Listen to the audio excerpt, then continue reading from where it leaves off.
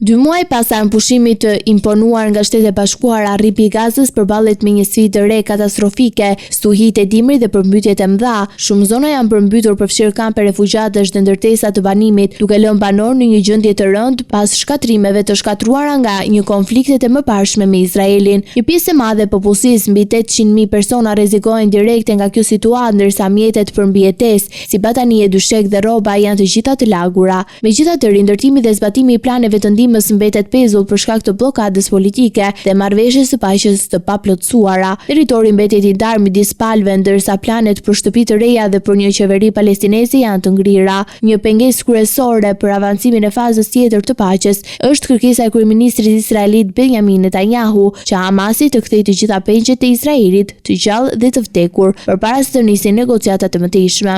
Ende nuk ka shenja të pengut të fundit të Izraelit. Rang Vili, i cili ishte kapur nga militantë ndërkohë që po mbrohej pas një dëmtimi në shpatull gjatë sulmit. Ndërkohë, banorët e Gazës duhet të përballen me realitetin e acartë dimëror, mungesën e burimeve dhe pasojave të konfliktit, duke përjetuar një krizë humanitare që kërkon ndërhyrje të menjëhershme ndërkombëtare.